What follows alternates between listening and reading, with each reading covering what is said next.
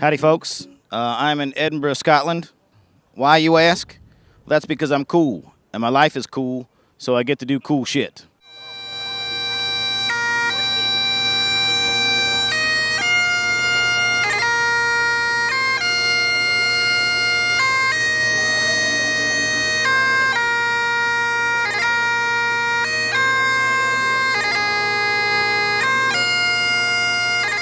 I'm here because it is the Edinburgh Fringe Festival, and I'm going to take you on a little trip and show you what it's all about. Edinburgh, Scotland. Edinburgh, a city famous for train spotting, as well as train spotting 2. We're at the Edinburgh Fringe Festival, a festival where comics from all over the non-American English-speaking world come to peddle their wares on unsuspecting punters. It's the Super Bowl, Westminster Dog Show, and the Grammys, all rolled into one.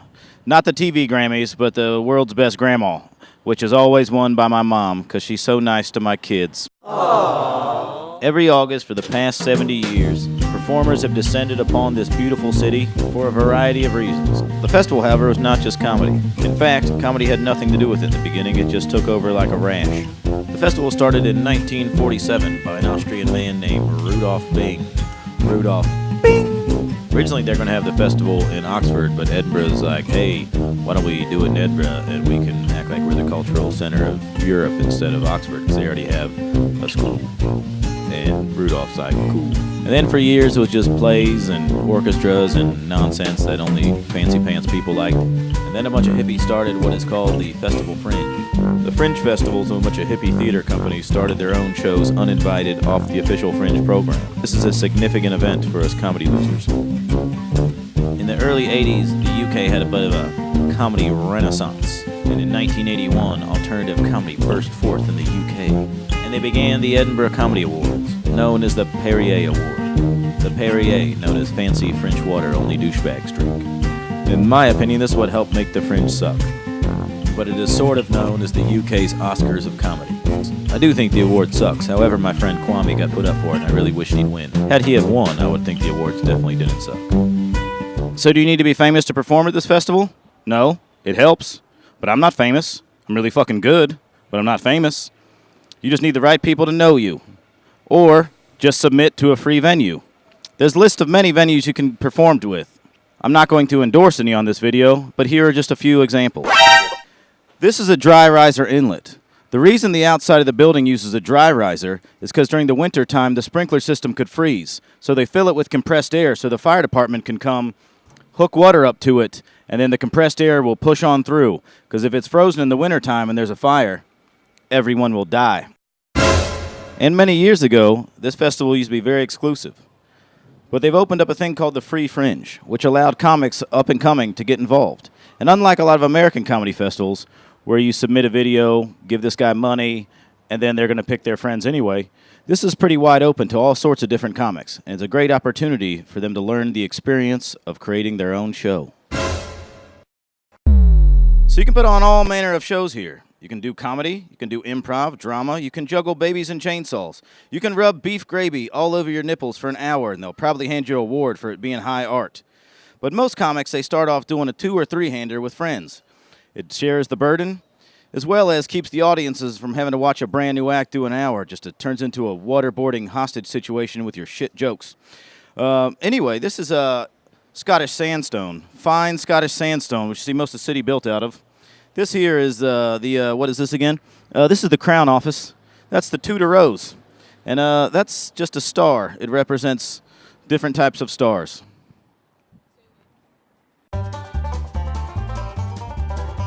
Also, most American comedy festivals are basically a series of showcase nights, meaning you're being booked on other people's shows to do 10 to 15 minutes. Fringe side of Edinburgh, however, you are the alpha and the omega. You submit for a venue, for a time, you get one, maybe you don't.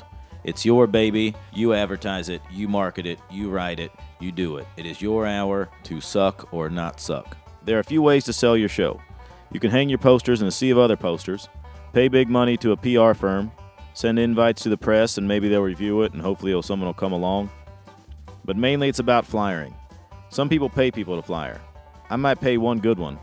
In fact, I paid the best one there was. Aww. But the city also boasts the highest density of pubs of any city in the United Kingdom, which is pretty good, because they like drinking over here. But the density of these venues makes it perfect to get foot traffic into your shows. Hey, please, come here, come back. I need you, I need this.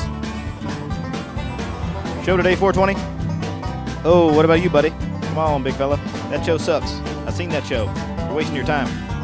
Can I tell you about my show? Fuck off.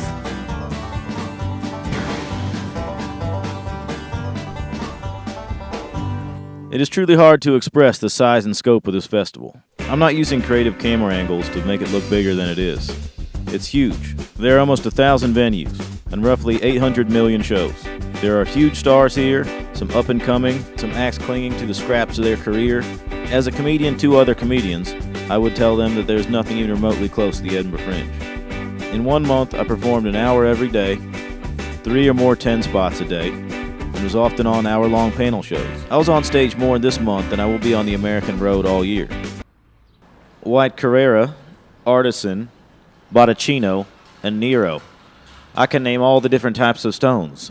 In my opinion, and only my opinion, that coming here for anything other than pushing yourself creatively and to be the best at the thing that you find most important to you, you will always be disappointed. It's going to be hard to explain this next bit without sounding like a raging douche. It's a weird thing in the end. It's a fleeting creation. If only there were some weird Norwegian guys doing some sort of clarinet-type puppet show to personify this, it would really make it go better. Oh, here we go. Like stand-up, one puts huge amounts of energy into a creation that is not a tangible thing. It's a show. You can't hold it in your hand. A great show is something that happens in a space and is a relationship with a crowd that is born and dies in that space. This is a month-long version of that. For comics in the UK, this is the new year. You push and push for the festival and your show, and then it's done. Come September, you go home with nothing tangible. So again, in my opinion, your creativity and personal growth is a constant journey in life, and this festival is a ground to grow like no other. That said, I made cash, but I'm super talented, so don't go off that.